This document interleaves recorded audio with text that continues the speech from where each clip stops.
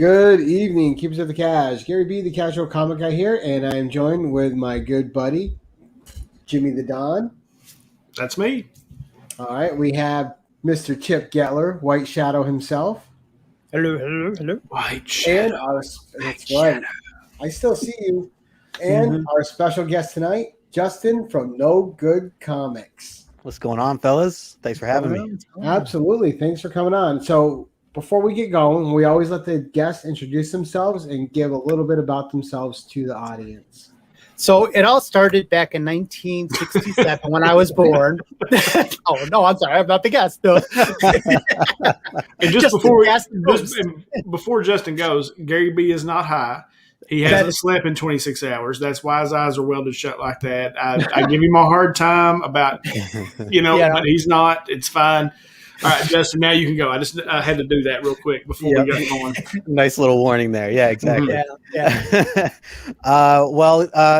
So I'm Justin. KnowGood Comics is the name, and I am mostly over on Instagram. However, I have transferred over to YouTube and been really diving into putting out a lot of content recently in the past year.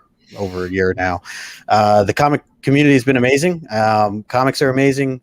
I love to read a book and then be able to talk about that book with people. And so this community has been nothing but awesome when it comes to that kind of stuff. And I think that's just, one of the things that really drives me to wanting to continue doing stuff like this and like meeting people like you and hanging out and being able to have, these experiences where we, create good memories and fun times. So, I just realized that in exactly 1 month from now, I will have been into the comic book hobby for exactly 3 years.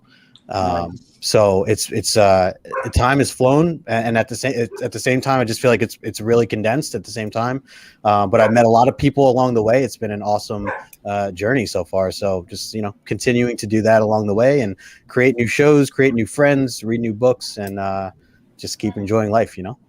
So you said 3 years ago. Was that your first foray into comics, or have you been in and out of it like most of us have in our life? So I actually, my dad used to draw for the Big Two, and he it was always in my life because of that. But so much that I pushed comics away because I looked at comics as the family business kind of.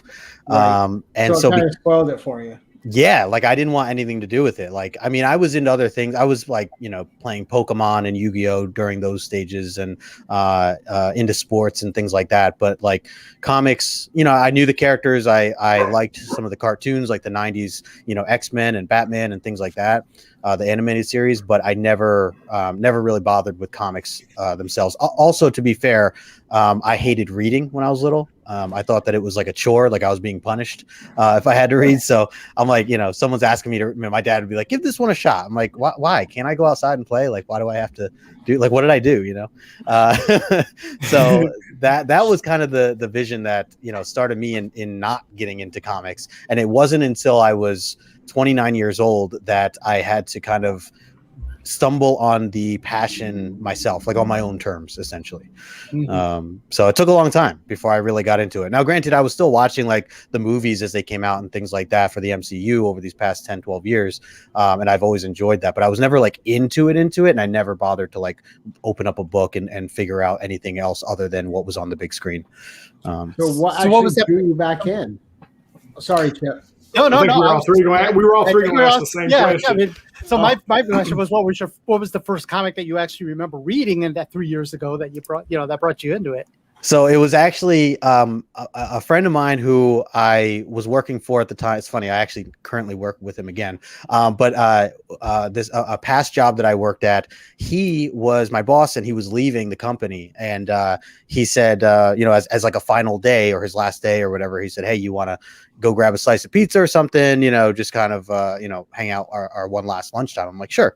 So we go grab a slice of pizza, and right around the corner was a comic book shop, here local to me in Jersey.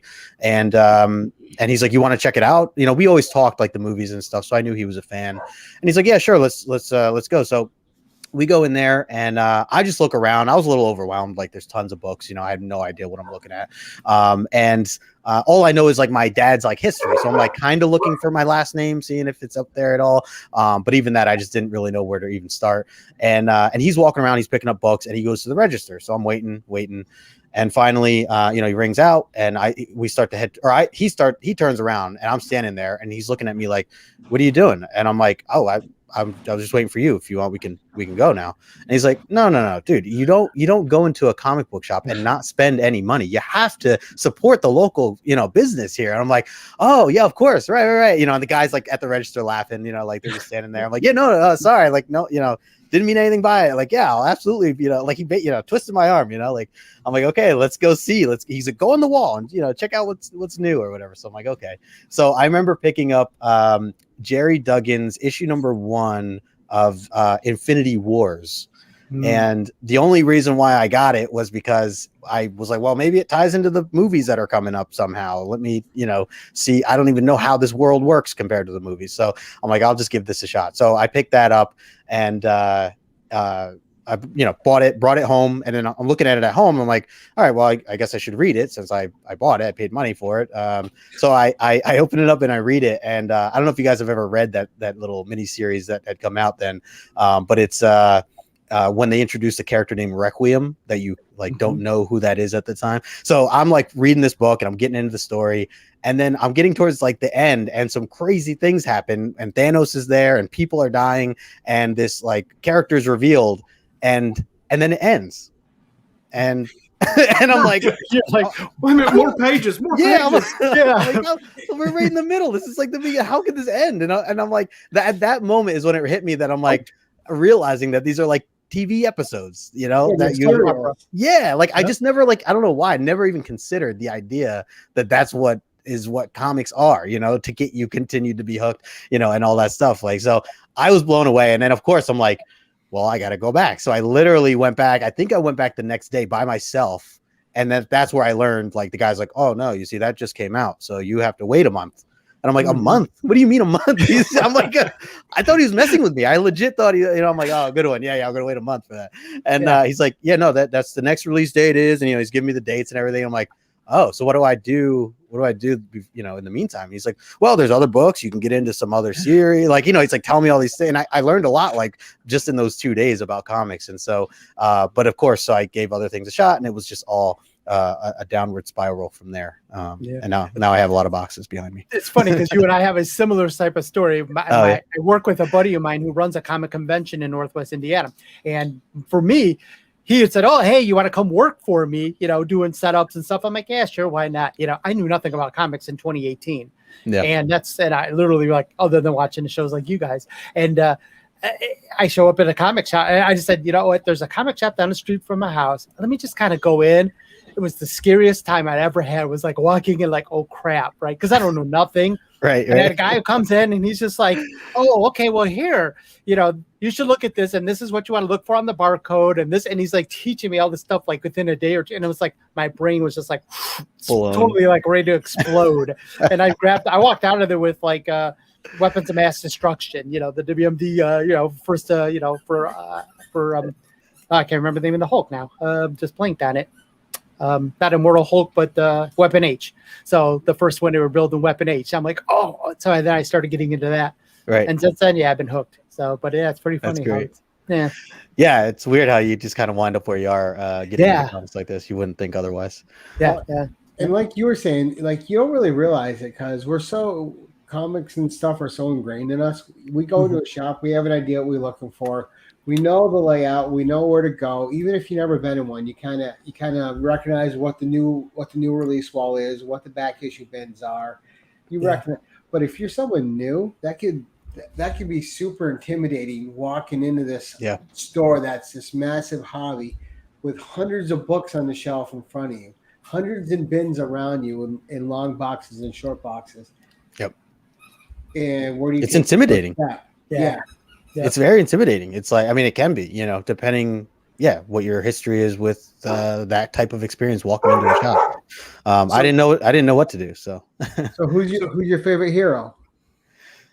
I know. So like it's I feel like it's I don't want to say changes, but like I grow because I'm just discovering new heroes all the time, like, or I know of them but I never read them. So now when I take time to actually read them, I become a big fan. So I have to give credit to Daredevil because that was one of the first characters that I really got into. And much thanks to the Netflix series, because that was something that really got me hooked in, where I was like watching that and then wanting to read books and go back and forth, and loving the Chip Zdarsky stuff right now. So and there's still a ton more that I just haven't read yet, but so I have to give a big credit to Daredevil. But the thing that kind of where my heart is now is X-Men. Which I never in a million years would think that I was an X-Men fan in any way, or I never thought I'd bother. I mean, like I watched them as a kid in the 90s and things like that, but even the nostalgia just wasn't quite there, So out of nowhere, I mean, I just got into the idea of like, let me just start reading iconic stories, like whatever people are like kind of talking about. And I've heard so many people talk about Chris Claremont and the X-Men in the 70s and what Claremont has done, to the whole franchise and all this stuff, where I'm just like, okay, I keep hearing it. Let's just give it a shot. And that's where I started with issue 94. I learned 2 issues later that I should have started with Giant Size X-Men. And I went from there, and I fell in love with the idea that it was so much more than just superheroes. And I think that's what I needed at that very moment. I think a lot of times, or it's easy to get, what do they call it? Like hero fatigue or superhero fatigue, which I do think is a real thing after a while. So I think I was at that moment, this was at like the very beginning of the pandemic that I started to like explore X-Men. And that's where I just got hooked with the Claremont stuff. And then I don't know if you guys know, but I run a show with John's Comics with Kids where we break down issues from the omnibus that we got from Claremont's stories that he's put out from the 70s. So I love the X-Men. I'm still learning a lot of the characters though, so it's hard for me to like just say I'm not an expert or anything like that. It's okay to say your favorite X-Men is Dazzler. Don't be ashamed of that. Dazzler's dope. I love Dazzler. Dazzler's the Justin, best. you made him say Dazzler's dope. No, she's not. No, Gary B. X-Men 130. Come on, Dazzler's the best. I'm a big Dazzler fan, and they pick on me about it all the time. Oh, every chance we get. Any female, he's a fan of. I am. Hey, Justin, go ahead, Chip. I was just gonna say, I remember just watching some of your videos that, like, literally, like, you started your YouTube channel like what, 2 years ago, year and a half, 2 years ago? Not even, no, not like a year and 2 months. Yeah. Okay. Yeah. Oh, that's right. You've been doing Instagram for 3 years. Mm-hmm. Total of 3. I was mainly years on into Instagram and then into YouTube now. And then at that time, you picked up X-Men. Yeah. I remember reading about that, the Claremont and. Yep. Yeah, kind of unraveled. So even before that, I was not into X-Men, that year and a half or whatever it was before then. I was, mainly reading Daredevil and trying to think, because I wasn't even reading a lot of indies at that time either. That's another thing too. So that's what's pulled me into another direction as of this past like year is indie titles. I've just been so into them, and I know I've seen you guys talk about them too. There's just some really good stories and writers and artists that are out there right now putting these indie titles together. We live in a great time. There's so much good reading out there. We live in a good time to read and a bad time for your wallet. But hell yeah, no doubt. No doubt. That's very true. Hey, I saw Sith Lordly in the chat before. I just wanted to shout them out. Got their shirt on. Always love the Spine Tick crew. So good to see you guys. Good deal. No, Justin, what I was wanting to ask was, I want you to kind of set the scene for us. As your dad, he drew for the big 2. Yeah. Like, what was it like around your house? Did he draw there at home, or did he go into the office, to do his work? Like, kind of explain to me how that whole setup is and what it was like being a kid, seeing all that stuff around. So it's interesting because I actually wasn't around his work very often. So I was adopted. I was born in the Philippines initially, and he's half Filipino, and that's what got my adopting parents to want to go over to the Philippines. My adopting mom is not Filipino at all, but so they went over there while they were getting me. He ended up having other relationships, we'll say.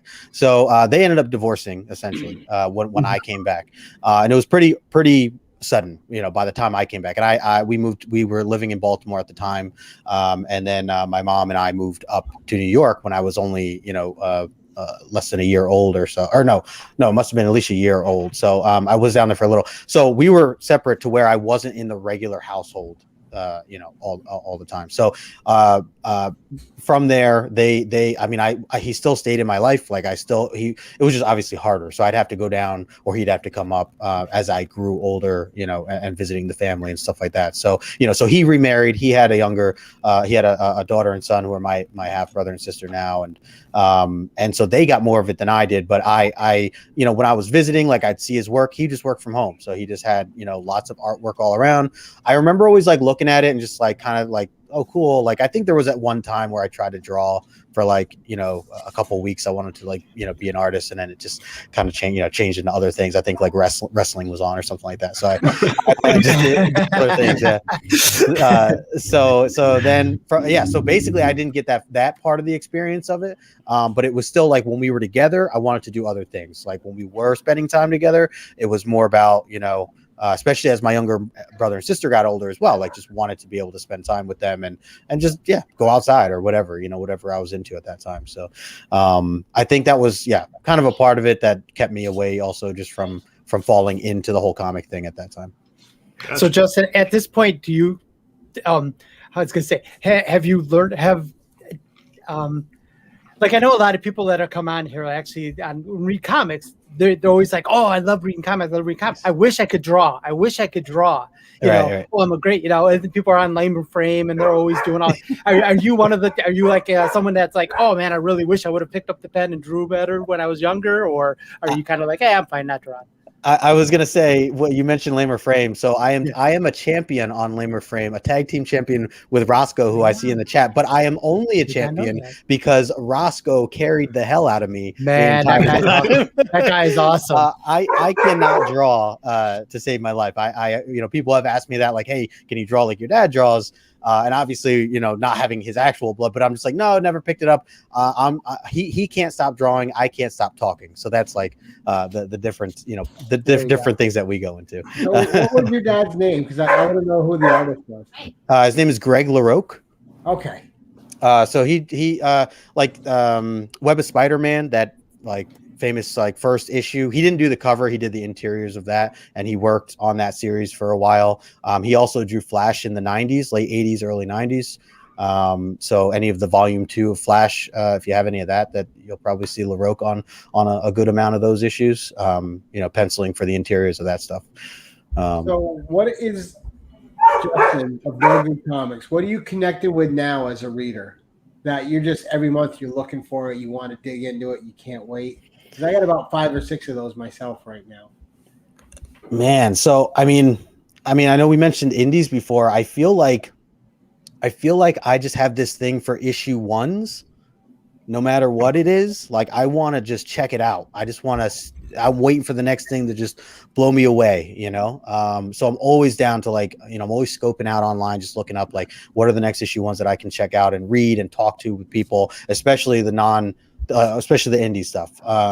But as far as ongoing titles, I'm obsessed with Nightwing right now. And it's great. It's so great. It is so great. And the thing is, and we talk about like I've only been in this for 3 years. When I first got into comics, I didn't know what to do, so I was buying everything. Right, I was buying DC, buying Marvel, buying indie, and a couple weeks in, a couple months in, like I couldn't keep up. Wallet wise, could not keep up with all that. So I had to make some decisions down the road, and that's where I had to cut back on something. And I just decided to not buy DC at all. Because I was just so into Marvel, especially with the films and everything else. I think that really played a big part. So I just like quit DC altogether. I started selling some of the back issues that I had, some of the cover Bs, because all the cover Bs are awesome, and I just always wanted to buy all the Batman cover Bs and all that stuff. So I stopped buying all those, started selling everything, and then it wasn't until Nightwing 78 that said, okay, let me give this a shot because it's Tom Taylor. I've heard good things, kind of similar to like Chris Claremont, where I'm just like, I've heard good things. I hear they're rebooting Nightwing, so you don't necessarily need to know too much detail, which I was interested in. Also, another reason why I think I like indies so much, don't need to know so much back history. And so from there, I was like, okay, let me give this a shot. Redondo's artwork looked, awesome from just the outside. So I'm like, all right, I'll give this a shot. I will tell you, I have never teared up to a comic book before until I read Nightwing 78. And as a second time around, I read it twice. So Wednesday nights, my girlfriend and I've got my girlfriend to try some books, read a couple comics. She's open to it. She's like, okay, if I like it, I'll give it a shot. She loves Stray Dogs and things like that. So I told her, Nightwing. So what we do, we actually sit on the couch Wednesday night and I will like read out loud, or we'll take turns at like just like family type stuff and just read out loud.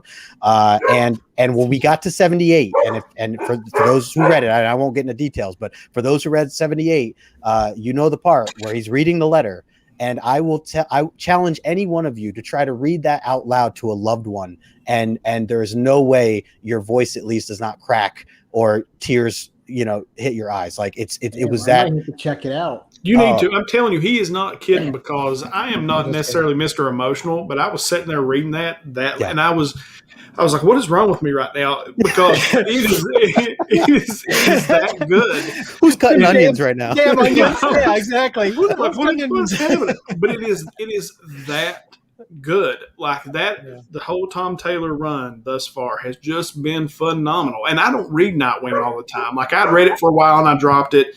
And then exact same thing. I heard this is pretty good. I've heard about Tom Taylor. I want to jump in back on this. And I picked up 78 and I was like, holy crap. And now it's on the pull and will be for a while. So yeah, that's a good point too. The other thing, as you said, like you dropped it, you weren't reading it. I have never read Nightwing in my life. Never read Nightwing. And as I said, like I just stopped DC altogether, have not paid attention to any of that, the DC universe. Nothing. So I was like, okay, I'm just going to give this a shot. And I think it just stands alone on its own as just something any outsider could just jump into and read.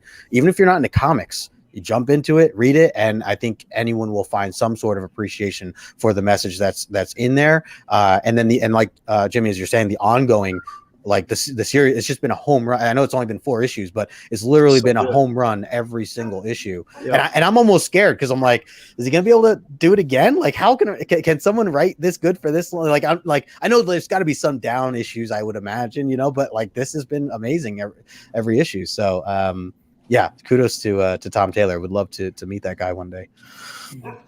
I know a lot of people don't like DC, but right now the writing is very strong in DC. It is. It's really strong. Like Suicide Squad's been really good. Teen Titans Academy's been really good. I mean, I'm getting a little tired of the Red X thing, but at the same time, the writing's been really solid. And then Superman, Action Comics has been great. They finally found somebody that could write Superman like it is. Again, it was one of those things where he's talking to Jonathan because they're setting that whole thing up, for him to become, take over the title. And I'm sitting there and I'm like tearing up. I'm like, what is, like, I've become an emotional mess apparently when I turn 46. Like I'm a wreck, but the writing is really good. Like Gary B said earlier, it's just a golden age, man, for reading. But DC right now has some really, really good titles. It is. There's just talent everywhere right now, and it makes it. You get home and you get your books out. You're like, oh, which one first? Yeah, you just want to dive in. Yeah. If I have like Not Terra and Silver Coin and Black Cat and even for DC, Wonder Girl's good. Joelle Jones, Superwoman, Swamp Thing from Comics. Swamp Thing is phenomenal. Like that's Swamp Thing. Gary B, are you reading Swamp Thing? I am not, because I missed the issue 1. So Dude, you need to read that. I'll probably get a trade and try it. It is so good. That's a great series too. Yeah. Did anybody else read Money Mask? Did you guys read Money Mask? So good. Oh my gosh! Listen, yeah. I was reading that book, Justin, and I'm sitting there reading through the first part of it, and I'm like, this is weird. The art's kind of weird. The story was kind of weird. And then I got to the end and it flipped it on its head. And I was like, oh God, that was awesome. Like, okay, now I'm hooked. Like I'm going to read 2 tonight. That ending was great. I have 2 over there and I can't wait to dig into it. But I'm so tired. I don't want to start reading until I'm like full and get a good night. Oh yeah. No, you want to make sure you can focus. That pile. Yeah. I just read it earlier before I was live. It's very good. Yeah. The artist is Andre Muti, who also did Maniac of New York. And if you guys haven't read that was another really good 5-issue miniseries that's out right now. Ultra Mega, so good. Oh, that's one I actually passed on just because I'm ultimately not a fan of like that type of stuff. What is that called? Like the kaiju type stuff. Yeah. Like I watched the King Kong movie and stuff like that, but just I don't know, something about that genre doesn't. I don't know. I should probably still give it a shot because I have heard just amazing things about it. Yeah, I knew nothing about the kaiju, but yeah, I've been picking this one up and it's been great. I've really been enjoying it. So yeah, check it out. Yeah, it is. It's neat. Okay, I'll add it to my list. You know what it was issue, or I think I don't know if all the issues are like this, but I know issue 1 was like $8. They're all $8. Okay, they're always so that was another thing where I'm like, I think I'll hold off for now and wait till other people talk about it before I, spend more money or whatever. I've been trying to cut back like big time on what I'm buying just for money's sake. Well, that's leading me into the next question too that I had for you, because you do a lot on Instagram as well. Yeah. Where did you come up with your if you could only have 3 comics this week?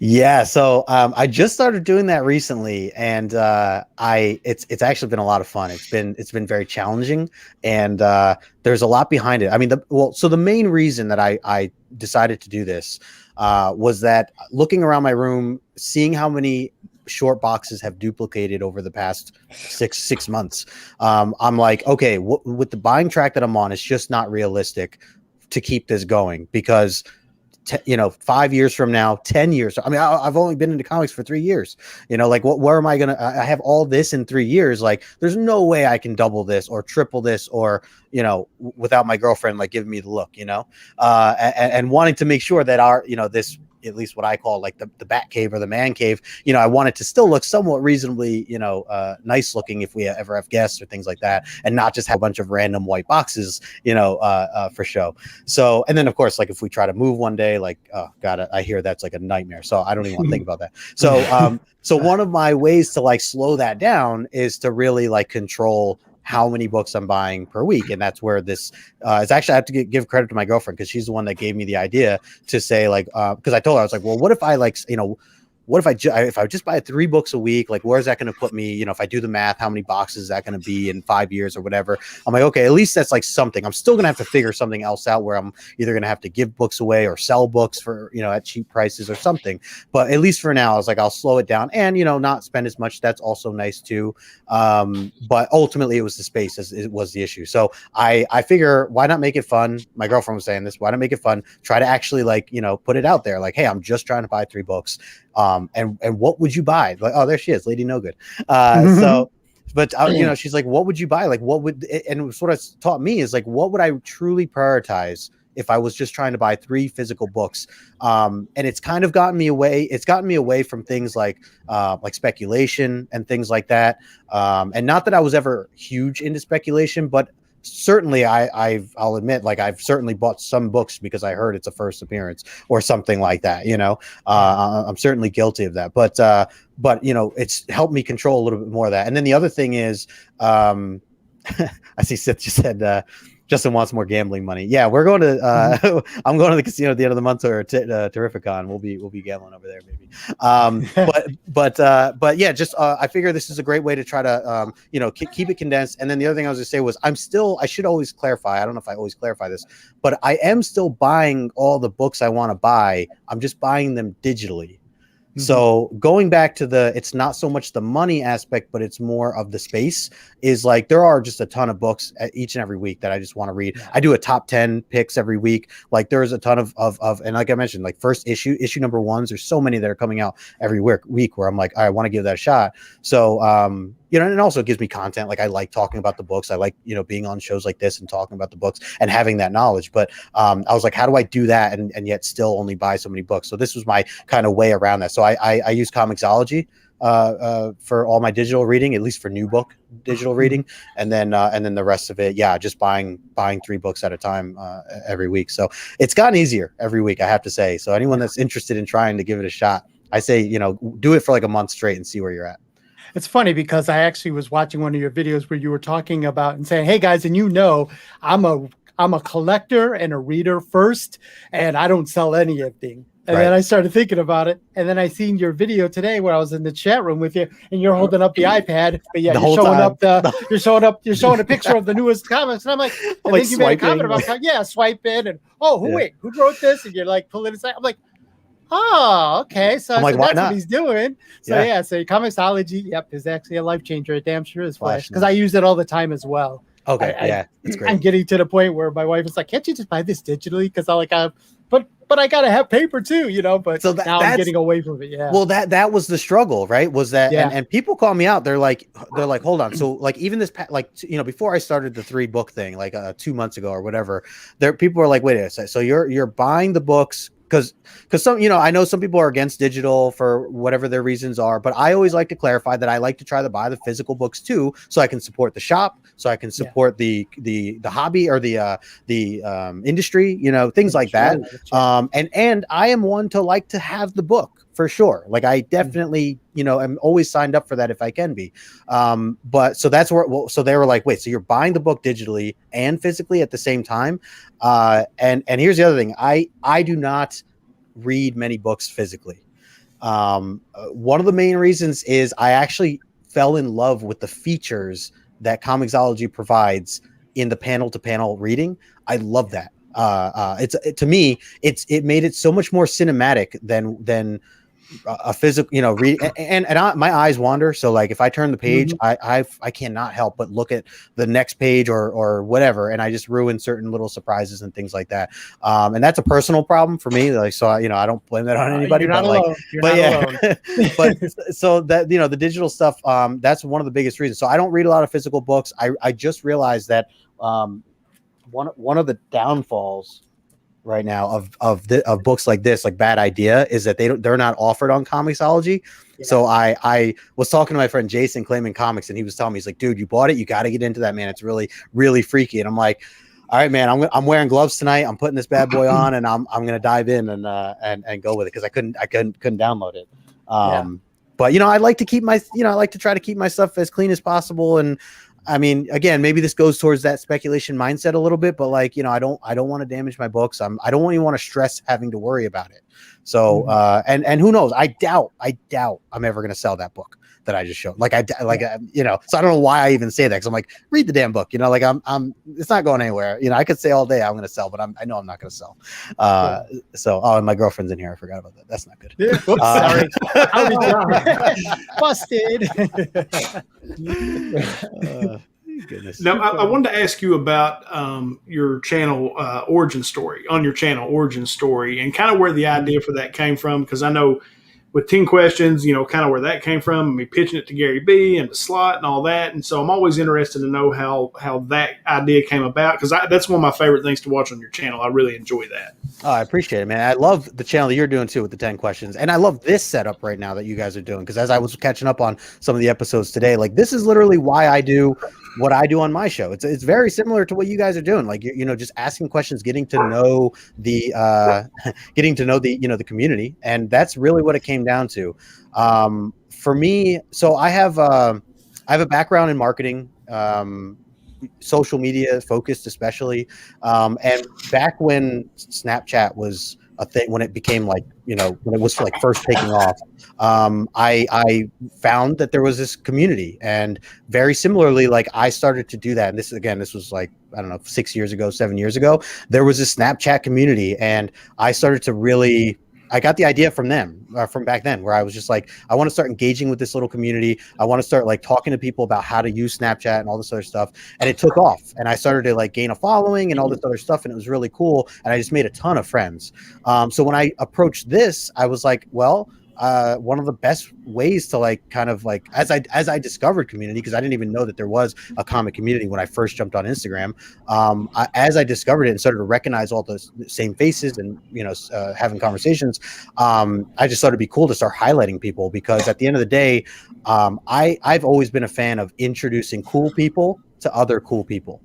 And that goes back to like middle school. Like I used to be in all the circle of friends, all the different cliques. I had different groups of friends because that's how I rolled. I always liked to be liked, and I always liked to get along with other people, and I always liked to hear and see what other people were into and up to. So, and then if I discovered cool people, I'd be like, oh, you got to hang out with this other person because like you guys might not look like you have anything in common, but you really do. So that's where, I feel like it's always been like that for my whole life. So Comic Collector Origins allows me to continue to do that for a platform such as this, and get to meet, everyone that I've met so far. It's just been incredible.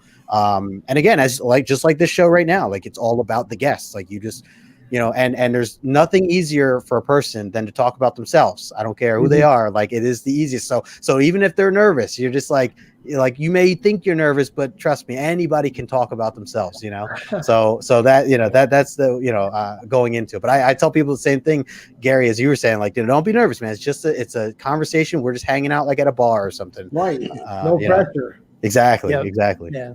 One of my favorites I seen that you did was Bueller, because I really didn't know Bueller. And then I ended up watching your questions with Bueller. I'm like, oh, this is awesome. Yeah, the origin story Bueller was awesome. Yeah, so I really enjoyed that one. So very humble guy. Bueller's the dude, man. He is the living epitome of the dude from Big Lebowski. I love that cat. Yep.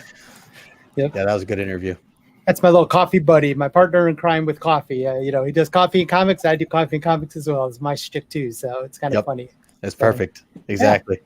And it's like I said, for what everyone's doing, like hanging out and interviewing, other guests and having people on as the community. Like that's what I'm all about, man, is the community. Like I said at the beginning, like I love reading books. Like, I have to give Magic Lasso credit to this because I got this from him, but I had him on my show and I asked him like for one piece of advice I always ask my guests, like, what is one piece of advice, to give to someone new who might just be getting into comics, reading comics, collecting comics, whatever the case may be.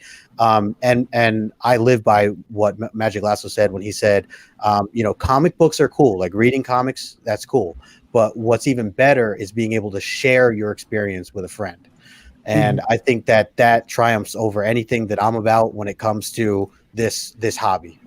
Is it wouldn't be the same if I had no one to talk to about it. It just wouldn't be the same. And I am so glad that I made the Instagram account when I did. And again, just started talking to people over and over again, like leaving comments. I would see the same faces like my stuff or comment or message me and ask me about a book. And I realized more and more how excited I got every single time, just having those conversations, getting to know people in that way, and learning from others on what books I should be reading or checking out, or things that I might like. So that whole purpose is like what really drives for something like a show like this, where you're just, interviewing them and getting to know about them and where they stand with the hobby. Well, so Gary B, I think you need to throw this comment up from Sith. I did a few times. Justin is going to upload his consciousness into YouTube since he spends more time there than off. Yep. But I'm going to, since Sith is watching, Gary B, if he doesn't do this Hallmark channel quickly, I'm taking it. So right. Sith, I'm doing the Hallmark channel. I've been waiting. I watched the movie. I'm waiting. Let's go. I mean, he made promises on our show. We have it. He made YouTube. Promises, and we have video evidence. I'm ready. Yeah, I think he probably got too emotional on the first show, and he didn't want to air the episode. Could be.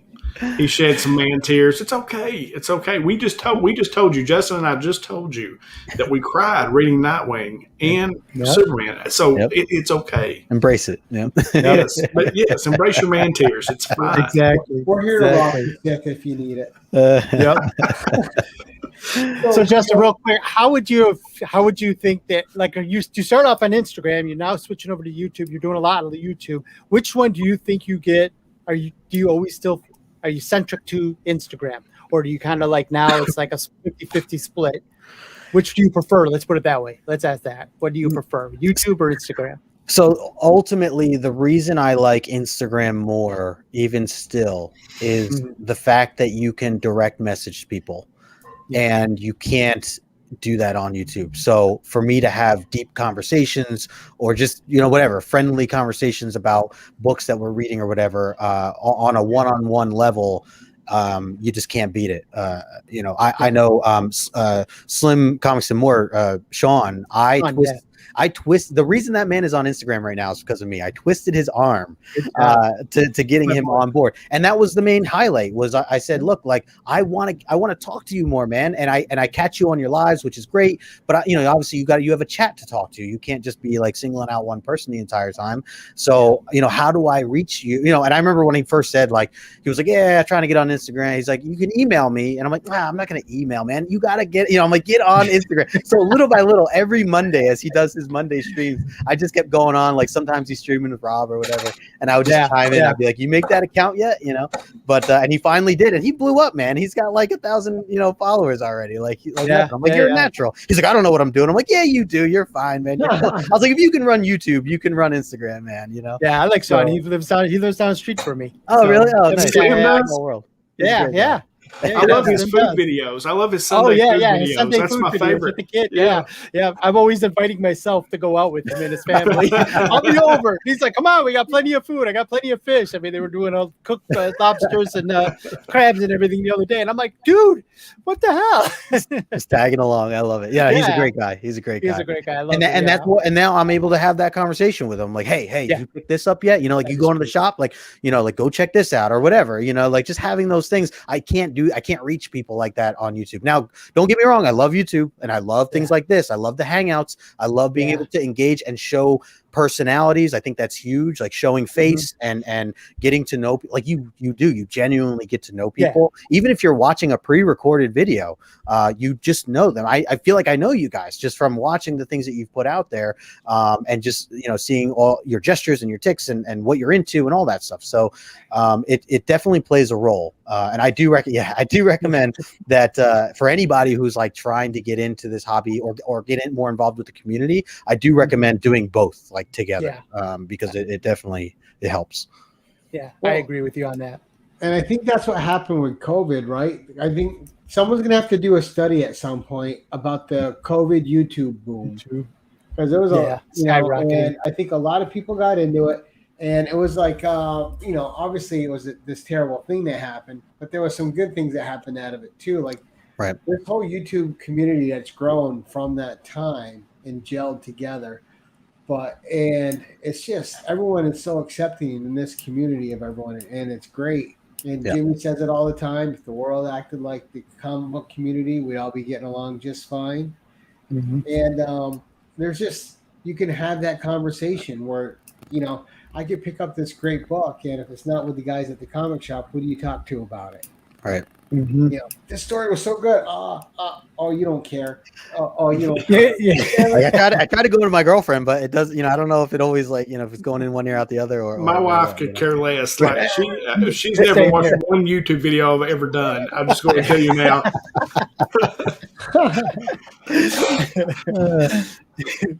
She's like, wait, you're on YouTube? I didn't know she's that. Like, what? Yeah. She's like, when's that YouTube money start coming in? Right. Yeah. I said, look, I'm so close. We'll start getting 20 cents a month. Exactly. that big 0.20 here it goes. Yeah, exactly. So when you started YouTube, Justin, did you tell your girlfriend or wife that you were going to do it, or did you just do it on a one day to kind of check it out? Like, what's your YouTube origin? Like, what made you decide to do YouTube? Yeah. So, so my girlfriend has been very supportive of everything I've been doing, ever since. Like, it's funny because we met before I got into comics. So neither of us saw this whole thing coming, I was into like Magic the Gathering. So she knew I was like a nerd, but she didn't know like how easily I can get influenced into some other cool hobby, but getting into it and really, more YouTube. I actually used to be really involved with motivational speaking. I used to go around to high schools, middle schools, colleges, and some small businesses, and actually just have like these motivational messages and talk to people about kind of doing more with what they want to do with their life and not necessarily settling, and especially younger people when they're in high school, because there's a lot of things that I learned later in life that I just wish I knew when I was that age, because I would have tried to do a lot more, even just getting involved with like more activities and sports and things like that I wish I things I missed out on. So while I was going through this process of motivational speaking, I had mentors. I had a lot of experience in doing it, to where and I think it's just my natural personality, but to just talk, I always enjoyed, and especially if I could talk in a way that influenced people to do something positive or feel good or something like that. So naturally, like when it came to like the idea of YouTube, I was like, if anything, I was just like, why didn't I do this earlier? I was already doing it on Instagram, and I was doing unboxing videos and hauls and things like that. As I saw people doing that kind of stuff on YouTube, I was like, oh, that's great. Like, let me go do that over on Instagram. And for whatever reason, I mean, I guess it's the algorithms, and obviously you're on your phone. It's a smaller thing.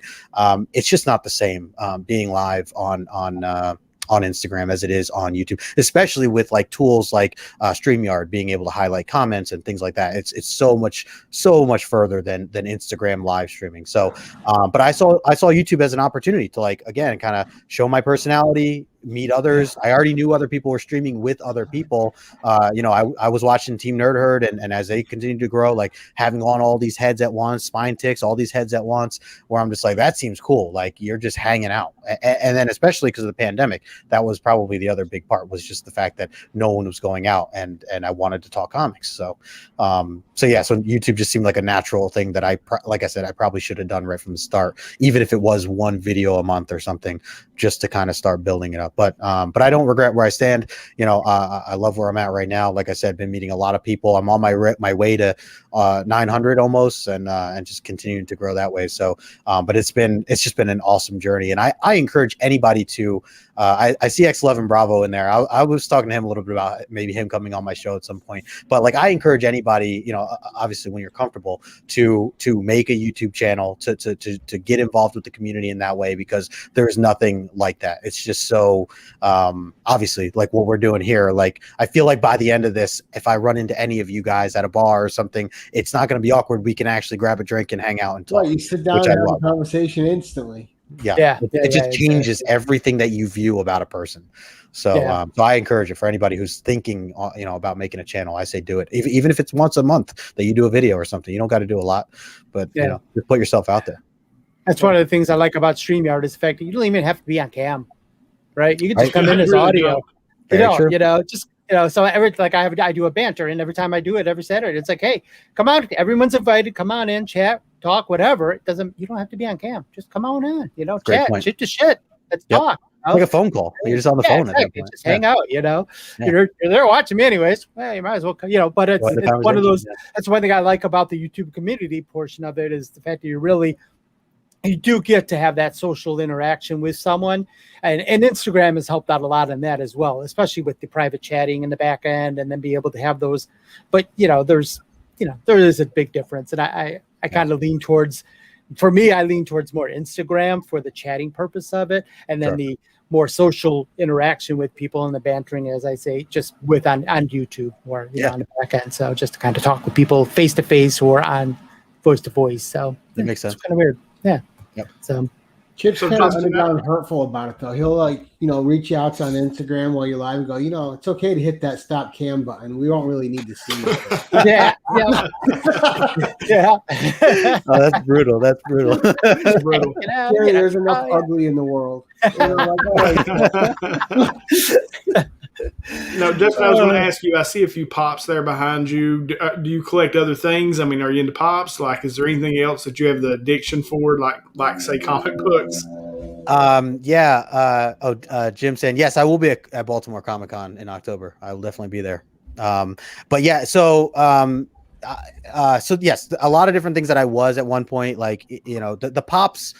That was something I cut off real quick, because I'm like, all right, this is very dangerous. Like, they're so easy to buy. They're just so easy to buy. And I'm like, oh, that's $10. Yeah, $10. Yeah. I'm like, I love this character. Or I love this show. And then I'm like, wow, they have one for everything. I need to own all of them. Like, I'm like, no, I can't do this. I just can't do it. So, I think I have I like to say I think I have like 15 or 20 pops. I actually counted them. I think I have like 35, but I always say 20. So and I think everybody does though, right? You kind of shorten it by like half. So I stopped that, but I mentioned Magic the Gathering earlier, and I used to be very into Magic the Gathering. So much it wasn't a casual game for me. I actually was potentially attempting to go like semi-pro. I mean, I know guys that live, or at least before the pandemic, they lived on just playing Magic the Gathering. They traveled around the world to play, and they got paid a lot of money and had sponsorships. And I'm like, wow, this is very doable if you are good. And so the only thing is it's I mean, just like anything else, like a sport or anything that you're trying to learn, it takes a lot of time and a lot of effort.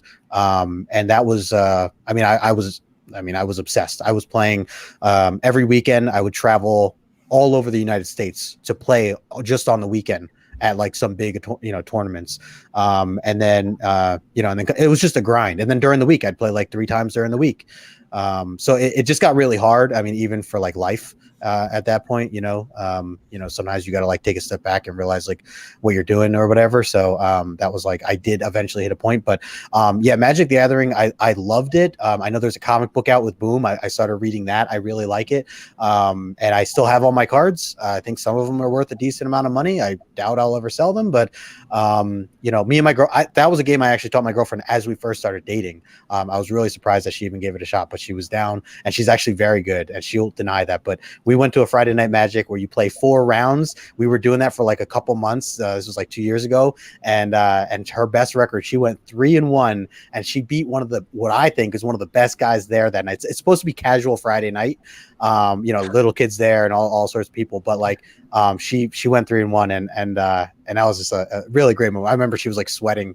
It was really, really cool. But so anyways, that was probably the main highlight of what else I was collecting. And then of course music, but I think that's everybody, right? I mean, to some degree.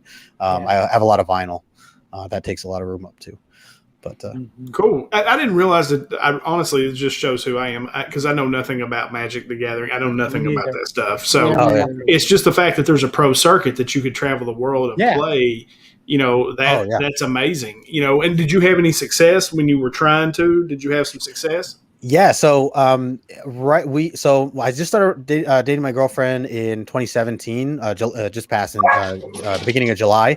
And I actually met her like 2 days after a really successful, tournament that I went to. I got to what they call an invitational. I qualified for it. It was down in Virginia. I drove down for it. Me and a couple guys, we actually rented out an Airbnb. I remember we went down like 3 days beforehand and literally practiced like every day up until the tournament. It was like intense, like Rocky Balboa type stuff. So we were like practicing, and then I actually ended up cashing, and that was my first time. So invitational is free. You have to qualify to go. And I ended up making it just barely in the money, and the money I made $500 just to cash. And it paid out, like 20,000 to first place or something big. But yeah, it was a lot. And so just for me winning the 500, I was like, I was floating. So then like 2 days later, I meet my girlfriend and I tell her about all this stuff, and she's like, wow, and you won $500. I'm like, yeah. And she's just like, she got this immediate sense of like, oh, he just wins 500 every weekend. Like that's just what he does. And I'm like, I wish that was it. I said, it's taken me so long to get to this level. I said, unfortunately, that's not the typical, weekend for me. So yeah, but she just caught me at a good time. It was really like the peak. I think like the peak of my, I guess you call it career. But then I slowly leaned off it after that. But yeah, it can be intense, man. A lot of, even now, I know online play is very popular still. So, a lot of the pros are probably playing online for big prizes still to some degree. So can I ask a silly question? Because I'm probably the oldest out of everyone in the room for sure, and the chat. What the hell is Magic Gathering? If you were to give me a quick overview of what Magic Gathering, what is this? Is it like Dungeons and Dragons? Because I played that once. So it has a theme of Dungeons and Dragons in that there are characters like goblins and dragons and wizards. But it is chess meets poker, because it requires all that type of thinking. It requires all that type of, you can bluff. You have to know strategy. You have to think 10 turns ahead if you can. You have to know your opponent. You have to know your opponent's cards, all this stuff. But on a much friendlier level, it's kind of like an adult version of Pokemon. And I can't even say adult version because I know adults who play Pokemon professionally as well, so that's a thing. But basically Magic wasn't purposely targeting children. It was targeting older audiences to play this type of complex game. But yeah, kind of like that. I think I get it because I play like League of Legends and TFT, and kind of similar. I think kind of. Some of the lingo that those games use are in the game too. I think okay. All right. So you would I was at least just curious because you wouldn't be lost. I don't think you'd be completely lost. I think totally you'd pick lost. up some of it. Yeah. So in like 25 years, there's going to be a show not like Queen's Gambit, but it'll be like Magic. Magic, And it's going to be Chip. It's going to be Chip Gettler on there. He's going to be the main character. Yes, Chip's going to become a Magic the Gathering pro superstar. I had no idea that existed. I swear I learned something new tonight. Yeah, I didn't know either. And I know what Magic the Gathering is, but yeah. No, but good point about the chess. It's very similar to that show, like how you saw her open up to seeing this world and traveling and playing for real money. Like it is kind of like that, probably on a smaller level. Chess is probably bigger. I know there's still a really big scene for chess. But kind of like that, you can like qualify and enter in other, local events, and that gets you into like the invitationals and other bigger qualifiers. And then you can, play on the pro circuit if you qualify for. You get like points and all this other stuff. There's a whole system online. It's really interesting. It's amazing. Yeah. That's cool. Yeah. So one of the series that I seen that you did a couple on, and I wanted to know, it's something that which really actually kind of got me into watching YouTube comic related things, was comic trips. I don't know if you guys know what that is, but that was basically a boyfriend and his girlfriend, or became husband and wife. They would go out to comic shops, and they would film going to comic shops and what they pulled, and they'd be in the car and they'd be showing you all the different things. And you did a series called Life in the Day of, where you kind of took a trip brushed your teeth, and it was really cut together. It was well done, I must say. I was very impressed with it. So yeah, but do you feel like you could do more of those types of little skitty? I always think of them as skitty type of little, they got little skits and stuff in them. Yeah. That was a lot of fun. I will say it was a lot of work. To kind of put together. But I do enjoy things like that and putting myself. It reminded me of my Snapchat days, because that's what I used to do on Snapchat, and like literally show my day, like my hair's a mess and like, silly things, like you're just like, whoa, this is a different side, and so that was a lot of fun. And I do video editing. That is part of my marketing background. So that's kind of come natural to me over the years. So that helps. But it definitely takes up time. And I do a lot of video editing at work. So I don't like when things start to make me feel like it's work, then I'm like, okay, I need to like back off a little bit. I can understand that. So I'll do them once in a while. Like I have the Terrificon coming up. I might capture some video footage to put together for something quick and fun. But that was a lot of fun though, just to kind of show. And it was like 2 minutes. It was like a real short. Yeah, it was a short. But it took a lot of time, because you're trying to capture like all these different moments, and I actually had a lot more to it too. And I ended up like removing some, but like you said, it's like a skit basically. Yeah. So, and I have to say, this is funny you bring that up. I called it a day in the life, and this all ties back into Gary B. And you're going to be like, well, hold on. How does this all tie back into Gary B? It always does. Everything goes right to Gary. Yes. It does. The godfather of 6 degrees of separation. Exactly. So it's so funny. When before I knew who you were, Gary, I started to hear, people talk or say your name. And I'm trying to think. I think it was.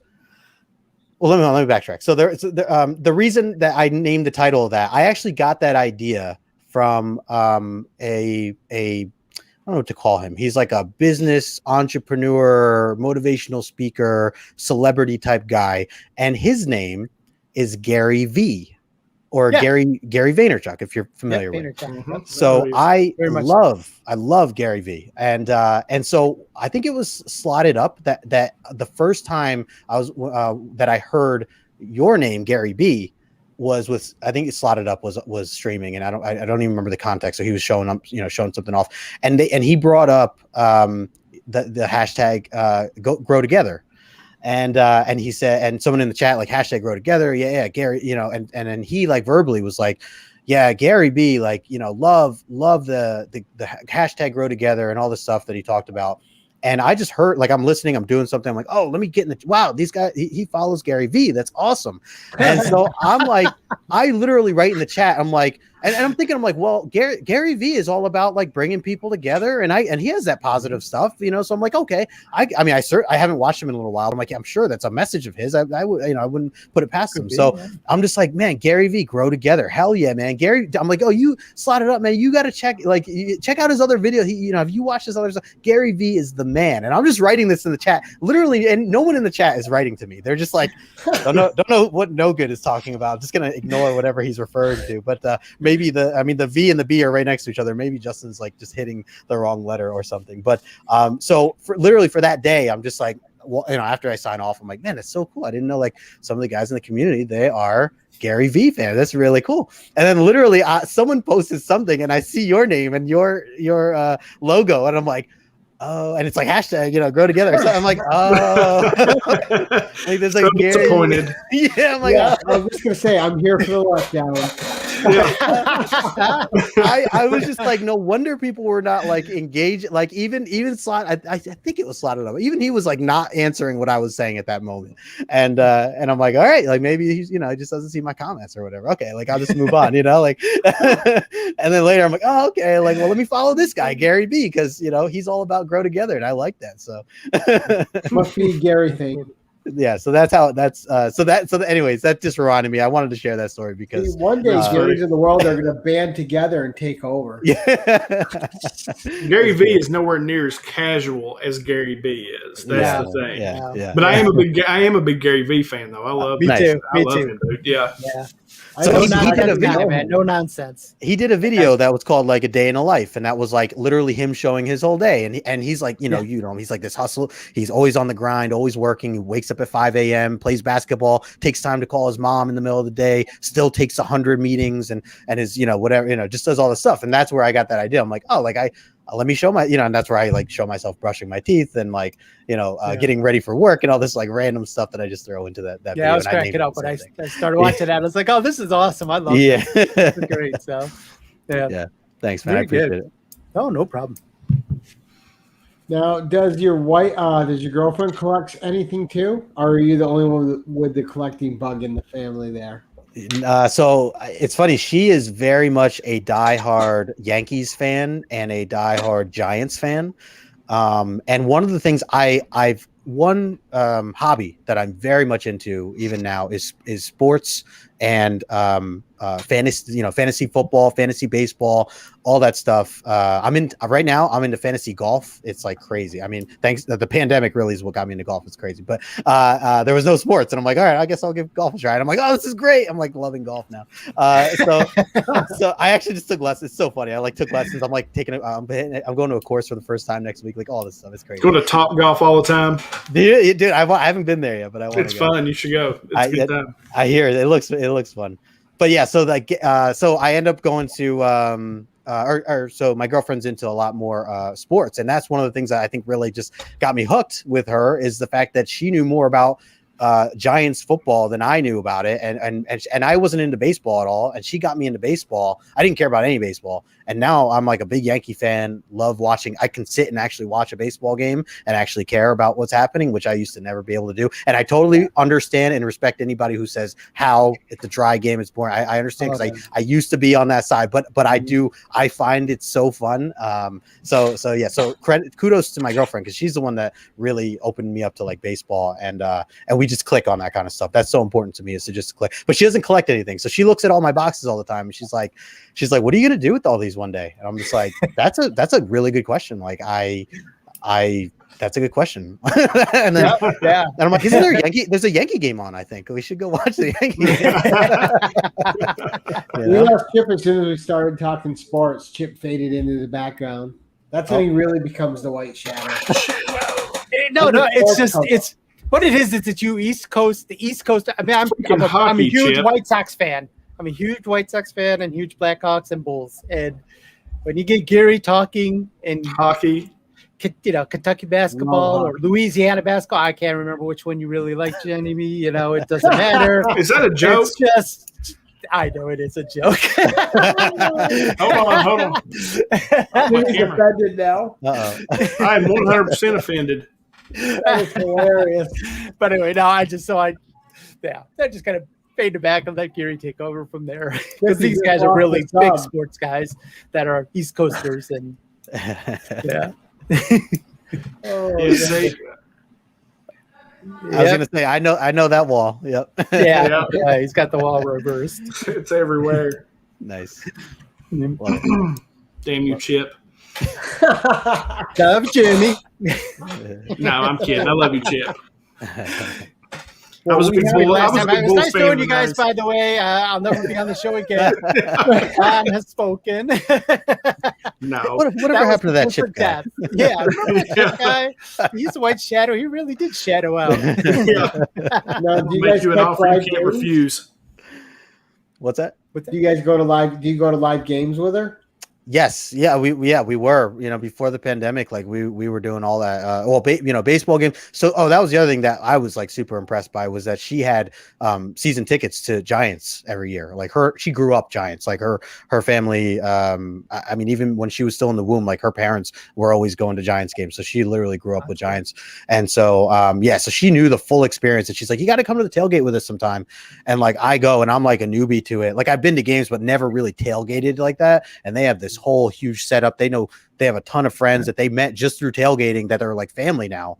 And they're all really close. So it is so cool to see that type of environment and then be able to be a part of that to where now I know all these people and hang out with. And I'm a Giants fan. I'm a diehard Ravens fan. And as we talked about Baltimore earlier, that's where I got that from.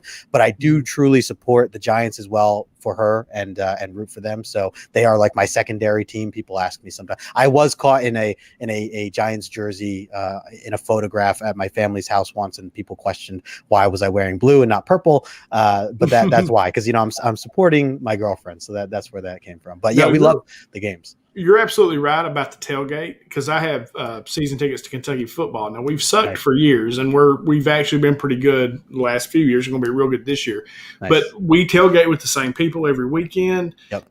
That's the fun part. And then the season tickets we've had for, 15 years. And we know everybody that sits around us. Like, it's a big family affair, dude. It's a hoot. I mean, like, it really is. It's a good time. Yeah, if you can get into something like that and get seats locked in, obviously it's very hard, depending on what the team is and what sport it is. But yeah, if you can get into something like that and you enjoy that, sometimes I'll go to the tailgating. We live like not too far from Giant Stadium, so I'll go to the tailgating and then I'll take an Uber, or I was come home watch the game. Come home because like it'd be like raining or something. I'm like, all right, I'm gonna go dry off and actually watch all the games since I like all the fantasy stuff.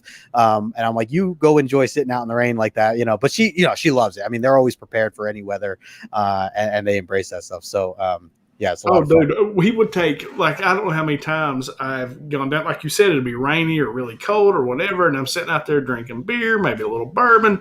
We got the TV playing, watching College Game Day the whole day while we're doing it, and I'm like, I'm just going to sit right here. I built a fire, we'll take the camper down. You totally could. Yeah. And we take our camper all the time, go to the RV lot and set up, but I usually will wander over to the game. But if it starts raining too hard, I just come back and hang out under the canopy and chill out. So yep, I know that's awesome. Man. That is cool. By the way, I saw a flash, but I asked if I'm into DFS, and I am. That's daily fantasy sports, and I do a lot of that, like DraftKings. If you guys seen the commercials and stuff like that, definitely enjoy doing a lot of that. I know you guys talk about or I know you guys gotta get up early soon. I actually am on low on sleep too because I was up all night last night preparing my golf lineups because they're over in Europe, in England, and they were starting at 1:30 in the morning, and I was trying to get as much edge as I could by doing research up until 1:30 in the morning.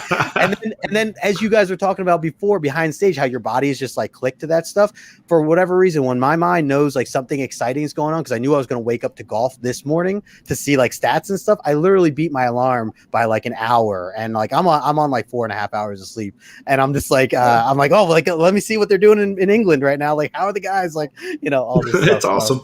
That's fun, man. Yeah, that's cool. My buddies had the best name for golf, so they call it whack fuck. Whack fuck. Sounds about right. It's been called for years. Sounds about right. That's so funny. I'd appreciate it if you would use that kind of language when I'm on here, Gary B. No, I'm kidding. I learned it from you. No, that's how I play golf. Like I can't play golf at all, right? So when we were in college, the dorm I lived in, the floor was the golf team floor. So we got to be really good friends with all those guys. So they would be like, "Hey, you want to go golf?" And I'm like, "Sure." So I would pack the cooler, set it on the cart, and they would golf. I would occasionally get off and hit a shot, but I just drank beer and drove them around. I can't just run them around all day. So that's about as you would think in my business. Like there's a lot of people in my business, they play golf, right? And that's not what I do. So I drink the cold beer. There you go. That's what they made racquetball and handball for too, though, for business. Yeah, I don't do that either. I'm too lazy. I like to read comic books. I'm a big tennis guy. I played tennis for over 20 years. Oh, no way. Oh, yeah. That's awesome. So I used to play racquetball. I know it's not exactly the same, but I know some of the things are it's a different way of hitting the ball. So you have to adjust. So if you play one exclusively and you go play the other, your first. So I played tennis for 20 years. So when I go play racquetball, that first racquetball game is just not hitting that ball like a tennis ball. Right. And then you get that first game out of the way, and then you start whooping them on the second game, and they don't like it. And I love it. Dude, I tennis is awesome. I find tennis to be like, I watch it on like when the Olympics come up and stuff. Like it is amazing to watch that sport. Like I get into, like, I don't play, but I'm just like, oh my, like they're so into it. And it's a mind game. It's a real mind game. Yeah, that's cool. That you play. So much fun. Yeah, I love playing the angles on the other side. And my buddy, who I played with against for years, because I'm only 5'6", he was 6'4", and I would pass him like crazy. And I think, and he was good, and he taught me. And he's like, "Oh, I'll have someone to play tennis with." And then there was the last 5 years we were playing, he didn't even get a game off me. Oh, damn. That's brutal. That's cool, man. Yeah, it's a great sport. It's so much fun. Yeah, very cool. I usually pay for the round and the drinks and drive them around. And that's how I get the business. You don't necessarily have to be able to golf. Yep. And I'm handsome and I can talk, so it's I've got that winning combo. I love how humble he is. I'm so humble. So humble. This part of the show, Justin, we'll go through. We'll ask our final questions, and then we'll do our goodbyes. And for the last goodbye, as always, our guest leads us out. So we'll start with old Chipperino down there. See if he has any final questions. So my final question would be, in your 3 years of collecting, what's your favorite thing about collecting in general, comic book collecting? I gotta say it's the community, it's the people. That ability to talk to people about what I just read. I live for that. Like I love that. That's why I read comics. Like I want to, I embrace the story, but I want to know how other people took it. I want to know what their thoughts. I want to hear if something I missed, there certainly were times where I completely missed, something huge. You guys read Scouts Comics or Scouts Honor? Scouts Honor. Yep. Yeah. That's a good book. Yeah. So the mid-page reveal on issue 1 or mid book reveal of who Kip really, who Kip is essentially, and I'm trying not to spoil it because it is kind of a big deal. Yeah. But I completely missed that when I first read it. So I watched John's Comics with Kids and Alec White Whale comic. They actually had the opportunity to interview the writer, and the writer came on, and I jumped in like a little late to the show, and they kept talking about this character and referring to this character with a certain pronoun, and I was like, who are they talking about right now? I was completely lost. And then as I caught on, I'm like, wait, let me go back. I need to go back. I'm like, okay. Like totally missed it. Just like over my head. So that even hit me even harder, which I really enjoyed that series. The ending was a little weak, but I overall really recommend it for anybody. But things like that, where I'm just like able to like talk or catch things that I missed otherwise. So long story short, that I have to say, the community, talking with people about the books. Okay. So my question is, you mentioned you were going gambling at the end of the month. When you go to the casino, what's your game? Craps. Craps. I love craps. Dude, it is so much fun, man. It's a team sport, man. It's a team game. Like everybody high five, and if you're winning, they're winning. You know, the shooter's winning. You know, and I picked up craps like maybe 4 years ago, like fairly new to craps, fairly new. I used to be a big poker. Oh, that's another thing. I used to be a big poker player. I used to be like grind out for Texas Hold'em, like that kind of stuff. But that just got too serious. And like, I'm like, well, when I go to a casino, like I want to have fun. I want to drink. I want to be able to not have to think necessarily. And craps allows me to do that. So absolutely. The first time I was in Vegas and me and my sister were there, is one of my cousins was getting married and we went out to Vegas for the wedding. It was the first time I'd ever played craps. And I've never heard this before, but they said that if it's your first time rolling the dice, it's really lucky. Well, my sister and I held the dice for almost like 40 minutes. Oh, man. I mean, like forever. Like we were just, and I mean, we ended up making a bunch of money. Some dude that was standing beside me made a fortune. Yep. He ended up tipping us like $150 a piece. I've had that happen. Yeah. Yeah. And it was the craziest experience. And it was the only time in my life that I ever remember, like, it was like I was in a movie, because as you start winning, if somebody's got a hot hand, people start gathering around, start betting. I mean, it was crazy. And high fives all around. Yes, it was so much fun. But yeah, we held it between the two of us forever. I mean, it was a long, long time. Yep. And I will say you're right about that when you're new, you know, so if anyone watching now and you never played craps, go with a bankroll and just do it, because you're going to win a lot of money. But I will tell you, most likely it's going to be your last time ever winning that amount of money from a craps table, because I have not been that successful ever since. Me either. My sister, I paid for my sister's trip. She was still in college. I paid for her trip, and she went on this crazy tear the first day. Like, she sat down at a 3-card poker table. Like, Amy and I, we slept in the room. We had jet lag, so we went to sleep. Well, she went gambling. She was still young and partying it up, right? So, so she went gambling, and she came back like 3 hours later and paid me back for the trip, because she had hit big on a 3-card poker table. And then we go down that night, and, you know, and she hit big. We wore it out on craps. So it was, craps is my game now. And you're right. You will never win that much money ever again. That was like a one-time thing, but it's still a lot of fun. That's how the casino gets you, man. Because now you're like, oh, I'll just go do that every weekend, you know, or whatever, every month, you know. And then it's like, nah, it just doesn't happen like that. It's fun. Awesome. It's the one thing that you can like have fun losing in, even though it's hard to believe, you know, having fun losing. But that's cool, man. Well, hey, if we ever run into each other at a casino, man, we're gonna have to hit up a table. Absolutely. I see my girlfriend saying, yo, hitting 11 there.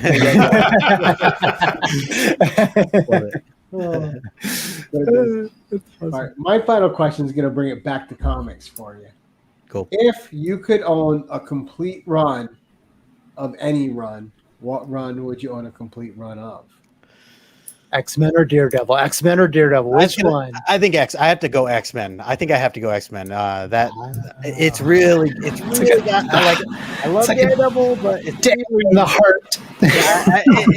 I know. It's because in my other than issue 1, I'm like, well, Daredevil I could still always like buy eventually. That's true. You know? Yeah. You know, X-Men. You know.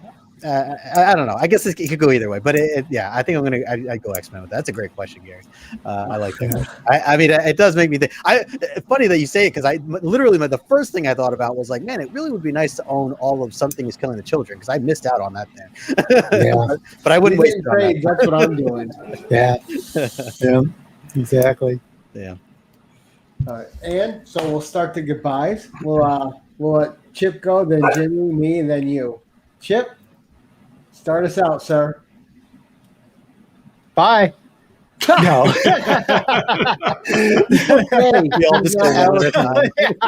Exactly. So I've got a show going on tomorrow. I'm dropping a video. It's a Burke Family 54. I picked up a comic from Steve Burke and threw in a little sampler. It's a fun little opening.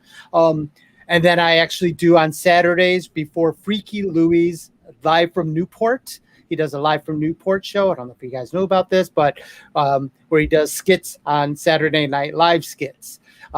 So prior to his show for 2 hours from like 7 Central to 9 Central, because I live in the real time zone, I do my 2-hour banter. Come on in, hang out, chat, whatever. And that's about it. And dropping coffee and comics in the morning times when I can. So that's about it for me, guys. Nice. Next. You want me to go now?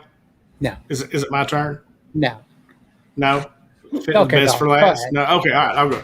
All right, no, I actually have a pretty big week coming up. So next week, Monday is Mystery Box Monday. Of course, I'm going to do the IRF Authentics box. I just bought. It's probably my favorite mystery boxes. Every book's autographed. Always some cool stuff in there.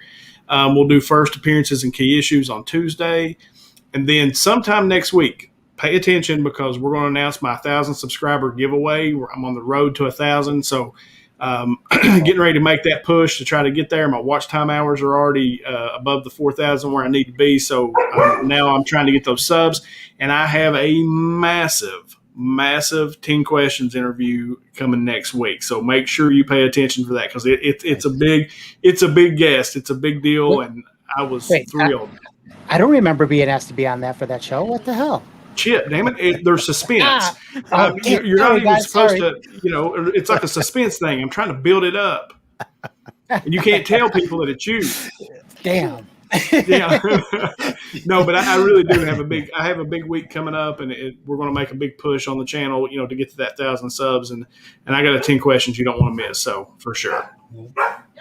Very cool. All right, as far as me, I got a video coming out tomorrow, an AOK from C-List E-Man, who's a great dude. If you guys aren't following him, you should go over to his channel, hit that sub button. He's criminally low on subs. I think he's at 147. This is a guy with a great personality, with great production quality. And you guys, if you're not checking out C-List E-Man, you should be over there doing it. I got my Savage Saturday review coming up, and we'll see what happens from there. I got not much else planned. At next Thursday, we have a new guest. I'll let the guys know who it is. It's already mapped out. It's going to be. We'll have Brock Morgan on the show next Sweet. Thursday. That's cool. I love Brock. Nice. Yep. So we'll sit down and talk to Brock. He already said that he's going to kill the interview that Justin just did. So I'm starting some stuff there. He's going to have to step up because it's been a pretty good interview. Yeah. So, as you see, Justin, it's easy to come out and talk to us. We don't care. We just love to sit down and have a chat. Yeah. And anytime that you want to come back on the show, and I like to always keep it open for our guests to come back on as a guest host at some point, maybe. You can ask the questions as well. But absolutely, guys, if you haven't checked out Justin, I'm sure you have if you're here watching us, go sub up to him. And as always, keep it casual. Justin, take us out, sir. I just want to take this moment to say thank you all for having me on this show and this channel. This was seriously a blast. I had such a good time, and we got to figure out a time. Would love to have all three of you on Comic Collector Origins, not at the same time, but individually, so you'll have your own stories and stuff I want to hear. So, but yeah, we'll have to set something up. But I can't thank you guys enough. This was a blast. I love what you're doing, each and every one of you, with your own content and with this show. Keep doing what you're doing with the community. You guys are continuing to build it. So I love that. So that's all I have to say. All right, thank you. Thank you, everyone, for coming and watching us tonight. We always appreciate everyone in the audience. We have a great active audience, always lots of chat going on. Thank you guys so much. We appreciate it. And I'm good either way. Jimmy needs the ego boost. 100%. But no, thank you, everyone. Justin, it was our pleasure to have you, man. It's about our guests. So thank you so much for spending the hour and a half with us. We really, really enjoyed talking to you, buddy. Heck yeah. Likewise. Great. All right. And here we go, guys. Here's how we end it. Awkward ending. Awkward.